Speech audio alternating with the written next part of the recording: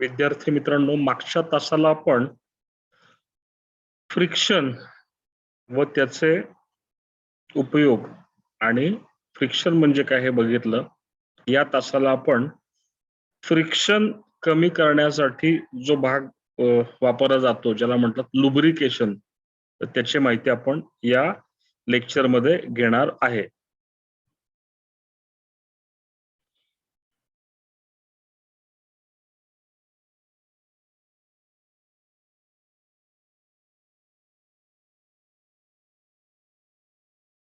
तर जसं मी तुम्हाला सांगितलं की लुब्रिकेशन हा फ्रिक्शन कमी करण्यासाठीचा केलेला उपाय आहे. लुब्रिकेशनची व्याख्या इथे दिलेली आहे. It is the process or technique employed to reduce the friction between the moving parts of a machine. यंत्र भागामध्ये जे काही पार्ट गतीमध्ये असतात, जेव्हा कोणताही पार्ट गतीमध्ये येतो तेव्हा त्याच्यामध्ये घर्षण निर्माण होतं. घर्षण निर्माण झाल्यानंतर कार्यक्षमता कमी होते, तसेच यंत्र भाग झिजतात किंवा खराब होतात आणि हे झिजू नयेत किंवा घर्षण कमी व्हावं याच्यासाठी आपण लुब्रिकेशन करतो. तर लुब्रिकेशन म्हणजे काय, तर आपण ऑइल किंवा ग्रीस, त्या जे दोन पृष्ठभाग आहेत त्या दोन पृष्ठभागांच्या ज्या दोन पृष्ठभाग असे की ज्याच्यामध्ये गती आहे, त्या दोन पृष्ठभागांच्या मध्ये आपण ऑइल किंवा ग्रीस सोडतो किंवा पाठवतो आणि त्याच्यामध्ये मग एक पातळ थर निर्माण होतो, ज्याच्यामुळे त्या दोन यंत्रभागांच्या पृष्ठभागांमध्ये एक पातळ थर तयार होतो, ज्याच्यामुळे पदार्थाचं घर्षण कमी होतं. तर लुब्रिकेशन हे अशी गोष्ट आहे, शक्यतो लिक्विड आहे की जे घर्षण कमी करतात, तसेच पदार्थांची झीज कमी करतात.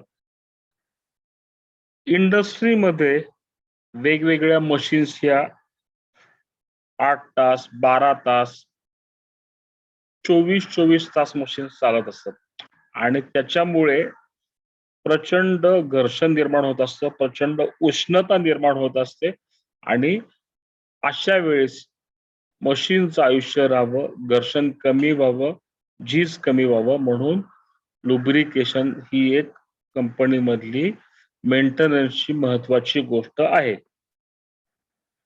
आता इथे एक फोटो दाखवलाय बघा की बेरिंगच्या शाफ्टच्या वर एक ग्रॅव्हिटी फीड युनिट आहे.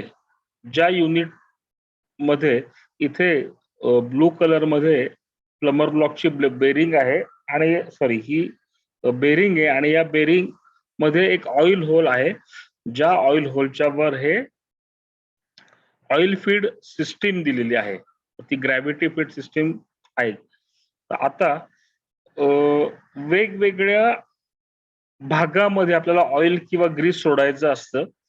ज्या ठिकाणी जिथं झीज होत असते त्या वेगवेगळ्या भागामध्ये आपल्याला ऑइल किंवा ग्रीस पाठवायचं असतं. प्रत्येक यंत्र भागामध्ये ऑइल जाण्यासाठी विशिष्ट केलेली रचना असते. उदाहरणार्थ बेरिंग मध्ये ऑइल जाण्यासाठी एक ऑइल होल दिलेलं असतं, ज्याच्यावर एक स्क्रू असतो हॉलो, ज्याच्यामध्ये आपण ऑइल पाठवू शकतो. तर आता मुख्यतः ऑइल पाठवण्याच्या किंवा ऑइल फीड करण्याच्या 3 पद्धती आहेत. पहिली पद्धत आहे ग्रॅव्हिटी फीड सिस्टीम, दुसरी आहे फोर्स फीड सिस्टीम आणि तिसरी आहे स्प्लॅश फीड सिस्टीम.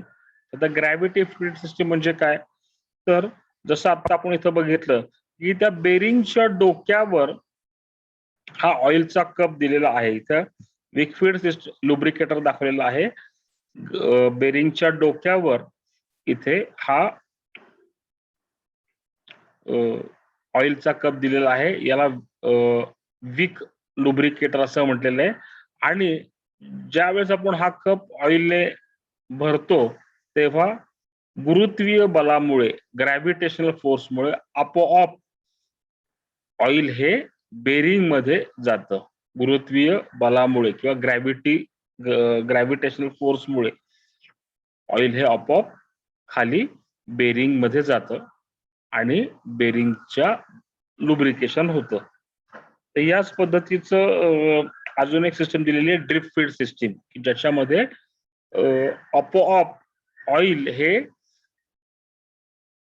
कप मध्ये भरल्यानंतर ग्रॅव्हिटीने ते बेरिंग मध्ये जातं.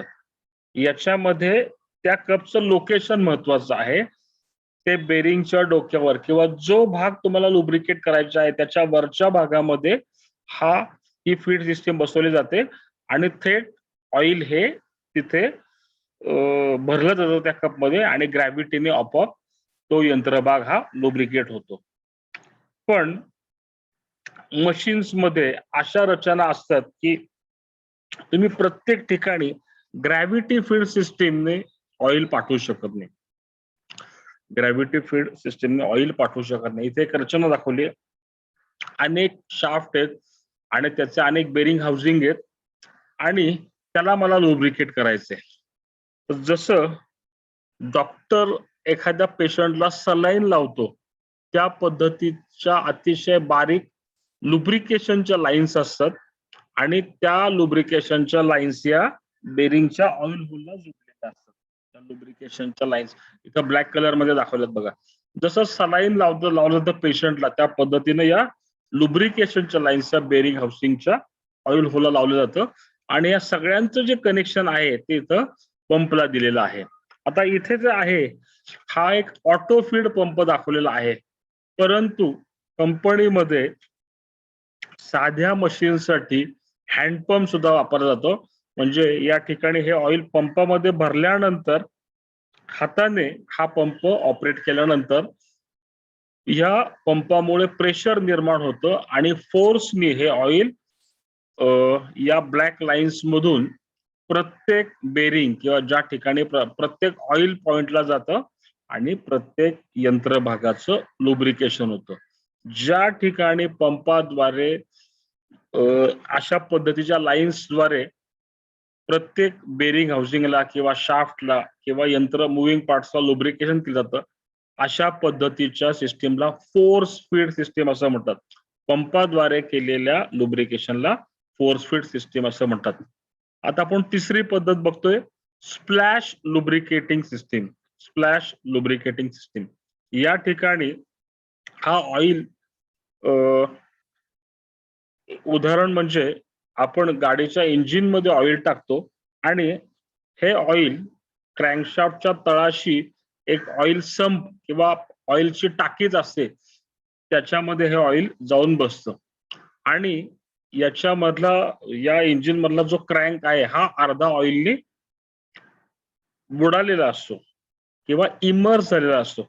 अशा वेळेस ज्यावेळेस आपण इंजिन चालू करतो तर त्यावेळेस क्रँक जेव्हा फिरतो तेव्हा तो ऑइल मधून फिरतो. ऑइलचा जो काही स्प्लॅश आहे तो संपूर्ण चेंबर मध्ये किंवा पिस्टन चेंबर मध्ये सुद्धा जातो आणि सगळा भाग हा लुब्रिकेट होतो. म्हणजे यंत्र भागामध्ये काही ठिकाणी अजून एक उदाहरण तुम्हाला सांगतो की लेथ मशीन मध्ये जे काही गिअरबॉक्स आहेत तर ते गिअरबॉक्स हे ऑइल मध्ये बुडालेले असतात. ज्यावेळेस गिअर्स फिरतात तेव्हा गिअर्स हे ऑइलचं स्प्लॅश निर्माण करतात आणि सर्व भागांमध्ये ऑइल जाऊन लुब्रिकेशन होतं. तर अशा पद्धतीमध्ये ज्यावेळेस यंत्र भागामध्ये तळाशी ऑइलचा सम किंवा ऑइलचा साठा असतो आणि ज्यावेळेस हा भाग फिरतो त्यावेळेस स्प्लॅश पद्धतीनं सगळा भाग लुब्रिकेट केला जातो. इथं दाखवले एक ऑइल रिंग दाखवलेली आहे आणि या ऑइल रिंग मध्ये सुद्धा ही रिंग जी आहे ही ऑइल मध्ये बुडालेली असते. जेव्हा शाफ्ट फिरतो तेव्हा ही रिंग शाफ्ट भोवती फिरते आणि त्याच्यामुळे होणाऱ्या स्प्लॅशने शाफ्ट आणि बेरिंग याचं लुब्रिकेशन होतं. अशा पद्धतीच्या लुब्रिकेशनला स्प्लॅश लुब्रिकेशन असं म्हणतात.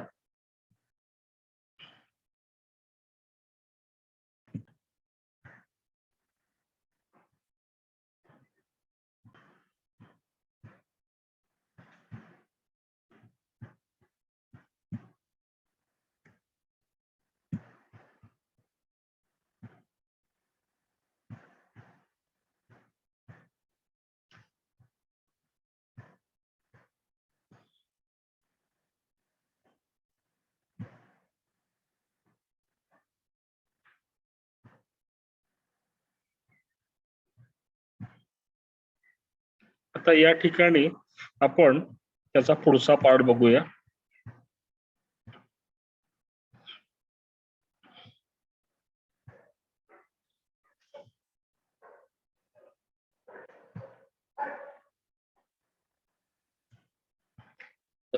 लुब्रिकंटचे मुख्यतः दोन प्रकार आहेत.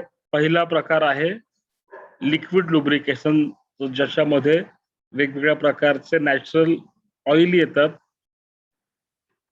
आणि दुसरा प्रकार आहे तो म्हणजे सॉलिड लुब्रिकेशन, ज्याला आपण ग्रीस असं म्हणतो. तर ग्रीस हे अशा पद्धतीचं लुब्रिकेशन आहे ज्या ठिकाणी आपण नेहमी ऑइल टाकू शकत नाही, अशा ठिकाणी आपण ग्रीसद्वारे लुब्रिकेशन करतो. उदाहरणार्थ, एखाद्या मोटरचं जे वाइंडिंग आहे, ते वाइंडिंग ज्या शाफ्टवर बसवलेलं असतं, तो शाफ्ट काय आपण रोज उघडत नाही, तर त्या शाफ्ट मध्ये आपण ग्रीस भरत असतो. अशा ठिकाणी आपण सॉलिड लुब्रिकेशन करतो, कारण हा भाग आपण नेहमी उघडू शकत नाही. तरी सुद्धा काही ठिकाणी जिथं तुम्हाला ग्रीस पाठवणं शक्य आहे, तिथं आपण ग्रीस कप किंवा ग्रीस गन याद्वारे आपण ग्रीस हे पाठवत असतो. इथे जो ग्रीस कप दिलेला आहे किंवा इथं ग्रीस गन दिलेला आहे, हा या ग्रीस गनच्या हँडल द्वारे आपण त्याला फोर्स देऊन फोर्सफुली ग्रीस हे ज्या ठिकाणी लुब्रिकेशन करायचं आहे त्या ठिकाणी ग्रीस हे पाठवलं जातं. तर ग्रीस हा एक सॉलिड लुब्रिकेशनचा प्रकार आहे. इथे जसं आपण ऑइल कॅनने फीड करतो, तसं ग्रीस हे ग्रीसिंग पॉइंटला ग्रीस गनने फीड केलं जातं. त्याच्यामध्ये असलेला हँडल किंवा त्याच्यामध्ये असलेला नॉब किंवा त्याच्यामध्ये असलेला स्क्रू हा ग्रीसला फोर्सफुली पुढे ढकलतो आणि ग्रीस हे ग्रीसिंग पॉइंट मध्ये जातं. त्याच्यानंतर ज्या वेळेस आपण लुब्रिकेशन करतो, तर त्या वेळेस एक काळजी आपण घेत असतो मेंटेनन्स विभागाची, की पहिल्यांदा ते यंत्रभाग हे स्वच्छ करत असतो. जर ते यंत्रभाग स्वच्छ केले नाहीत, तर त्या यंत्रभागांमधले असणारी घाण किंवा धूळ किंवा मातीचे कण हे त्या भागांना लवकर झिजवतात. ते जर आपण स्वच्छ केले नाही, तर तिथं राहणारे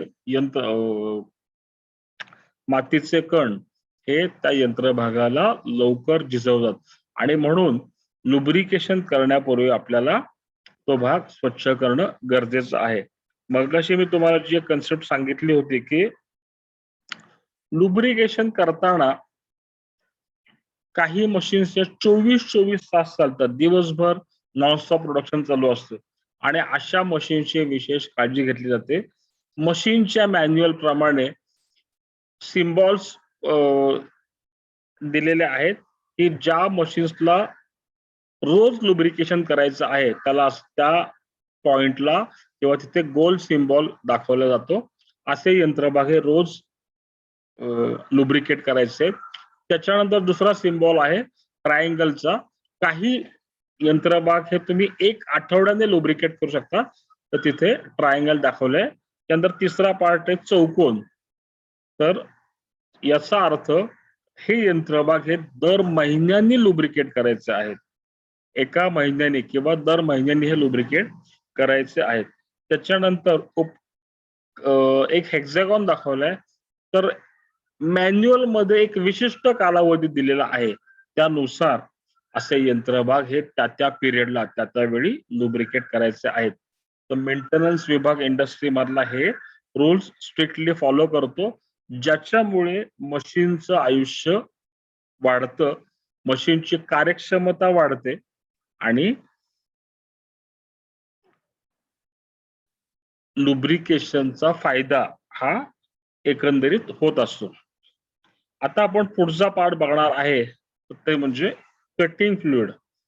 आता पहिल्या भागामध्ये आपण लुब्रिकेशन करण्यासाठी वापरणारे, लुब्रिकेशन म्हणजे काय त्याच्या वेगवेगळ्या पद्धती बघितल्या, आणि लुब्रिकेशनचे 2 प्रकार बघितले, एक ऑइल आणि ग्रीस. आता कटिंग फ्लुइड याचा अर्थ काय, तर जॉबला ज्या वेळेस आपण कापकाम करायला घेतो, ड्रिलिंग असेल, टॅपिंग असेल, फेसिंग असेल, टर्निंग असेल, मिलिंग असेल, ग्राइंडिंग असेल, तर त्यावेळेस तुमच्या लक्षात येत असेल की धूर येतो. अतिशय जॉब आणि टूलच्या मध्ये घर्षण निर्माण होतं आणि उष्णता निर्माण होते. आणि ज्यावेळेस उष्णता निर्माण होते तेव्हा उष्णतेने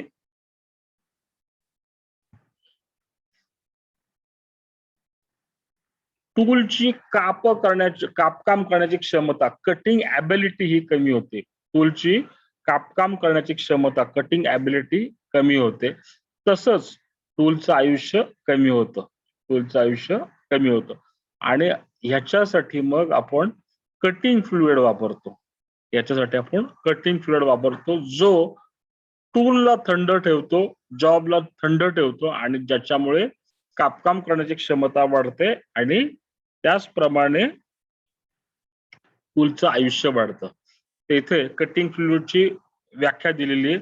अ cutting fluid is any fluid that is applied directly to the machining operation to improve cutting performance. जे कोणतं फ्लुइड जे कटिंगच्या वेळेस वापरलं जातं मशीनिंग प्रोसेसमध्ये कटिंग परफॉर्मन्स वाढवण्यासाठी, त्याला आपण कटिंग फ्लुइड असं म्हणतो.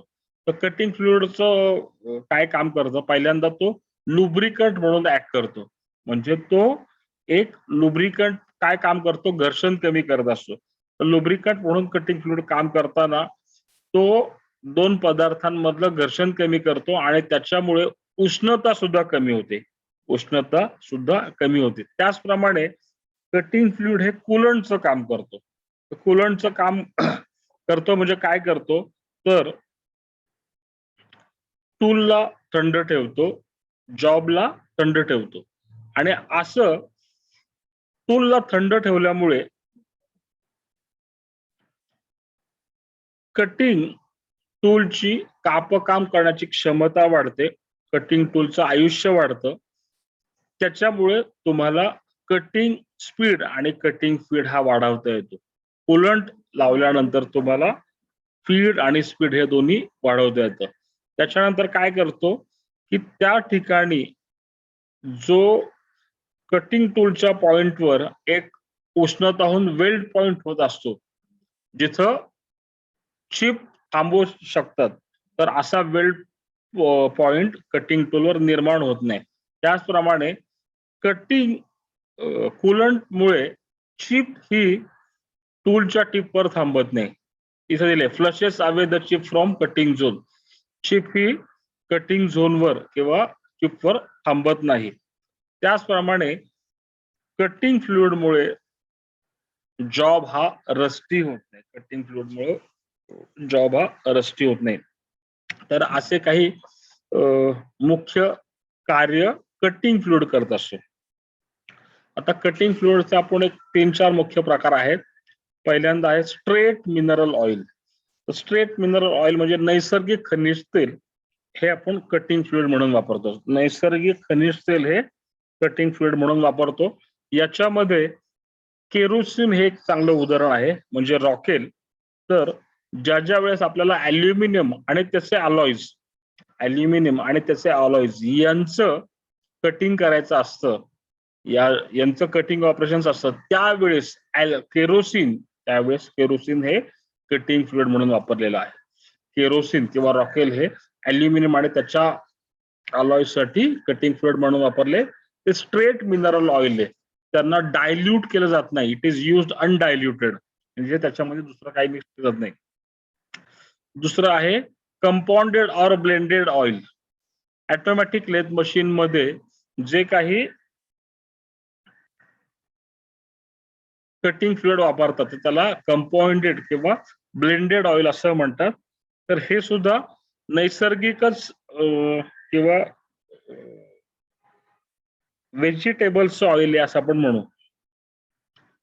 तर तिसरं इथं दिलेलं आहे फॅटी ऑइल, लार्ड ऑइल किंवा व्हेजिटेबल ऑइल. तर फॅटी ऑइल किंवा लार्ड ऑइल किंवा व्हेजिटेबल ऑइल हे जिथं कटिंग स्पीड कमी आहे त्या ठिकाणी हे ऑइल कटिंग फ्लुइड म्हणून वापरलेलं आहे. किंवा आपल्याकडे अजून एक उदाहरण आहे कोकोनट ऑइल, खोबरेल तेल. हे आपण इथं दिलंय की बेंचवर्क म्हणजे बेंच वाईसवर आपण ज्यावेळेस टॅपिंग आणि डाईंग करत असतो तर अशा वेळेस आपण कोकोनट ऑइल किंवा व्हेजिटेबल ऑइल हे कटिंग फ्लुइड म्हणून वापरत असतो. कोकोनट ऑइल किंवा व्हेजिटेबल ऑइल हे कटिंग फ्लुइड म्हणून वापरत असतो. त्याच्यानंतर सर्वात जास्त प्रभावी आणि सर्वात जास्त वापर ज्या ऑइलचा आहे तर त्याला आपण सोल्युबल ऑइल असं म्हणतो. त्याला आपण सोल्युबल ऑइल असं म्हणतो. सोल्युबल ऑइल म्हणजे काय? तर वास्तविकतः पाणी हे सगळ्यात मोठं इफेक्टिव्ह कूलंट आहे. पाणी हे सर्वात चांगलं इफेक्टिव्ह कूलंट आहे. परंतु पाण्यामुळे जॉब रस्ट होतो, गंजतो. पाण्यामुळे जॉब रस्ट होतो आणि म्हणून पाण्यामध्ये विरघळणारं जे ऑइल आहे त्याला सोल्युबल ऑइल असं म्हणतात. पाण्यामध्ये विरघळणारं ऑइल आहे त्याला सोल्युबल ऑइल असं म्हणतात. ते 1:20 या प्रमाणात म्हणजे 1 भाग ऑइलचा आणि 20 भाग पाण्याचा या प्रमाणामध्ये मिक्स केलं जातं. या सोल्युबल ऑइल मध्ये गंजू नये म्हणून साबण आणि कॉस्टिक सोडा ऍड केले जातात. या सोल्युबल ऑइल मध्ये साबण आणि कॉस्टिक सोडा हे ऍड केले जातात आणि त्याच्यानंतर अशा पद्धतीचं जे ऑइल आहे याला मिल्की किंवा दुधासारखा पांढरा रंग येतो. हे ऑइल सगळ्या कटिंग प्रोसेस मध्ये कटिंग फ्लुइड म्हणून वापरलं गेलेलं आहे. हे ऑइल सगळ्या कटिंग प्रोसेस मध्ये कटिंग फ्लुइड म्हणून वापरलं गेलेलं आहे. तर सोल्युबल ऑइल हे सगळ्यात जास्त वापरलं गेलेलं आहे. मग ते टर्निंग असेल, मिलिंग असेल, ग्राइंडिंग असेल किंवा सॉइंग असेल तर हे सर्वसाधारणपणे वापरलं गेलेलं सोल्युबल ऑइल आहे. अशा पद्धतीनं आपण लुब्रिकेशन म्हणजे काय, लुब्रिकेंट म्हणजे काय, ग्रीस म्हणजे काय, वेगवेगळ्या लुब्रिकेटिंग सिस्टीम बघितल्यात. ज्याच्यामध्ये ग्रॅव्हिटी फीड सिस्टीम आहे, फोर्स फीड सिस्टीम आहे, स्प्लॅश फीड सिस्टीम आहे. त्याच्यानंतर ग्रीसिंगचे वेगळे ग्रीसिंग हे सॉलिड लुब्रिकेशनचा प्रकार आपण बघितला. ग्रीसिंग करताना वेगवेगळ्या ग्रीसिंग गन्स वापरतो हे आपण बघितलं. त्याच्यानंतर ऑइलिंग आणि ग्रीसिंग करताना आपण मॅन्युअल नुसार डेली, वीकली, मंथली किंवा मॅन्युअली प्रिस्क्राईब केले त्या शेड्यूल नुसार लुब्रिकेशन करणं हे आपण बघितलेलं आहे. त्याच्यानंतर आपण कटिंग ऑइल म्हणजे काय हे बघितलं. तर कटिंग ऑइल मधचं ऍडव्हान्टेज काय आहे, कटिंग ऑइल का वापरतात ते आपण बघितले. कटिंग ऑइलचे वेगवेगळे प्रकार बघितले. त्याच्यामध्ये स्ट्रेट मिनरल ऑइल आहे, फॅटी ऑइल किंवा व्हेजिटेबल ऑइल बघितले आणि सोल्युबल ऑइल बघितले. तर अशा पद्धतीने आपण फ्रिक्शन कमी करण्यासाठी लुब्रिकंट आणि कटिंग ऑइलचा वापर केला जातो. हा धडा आपण बघितलेला आहे. सर्व विद्यार्थ्यांनी हा धडा निम्मी या पुस्तकातून लिहायचा आहे आणि व्हॉट्सअपवर टाकायचा आहे. धन्यवाद.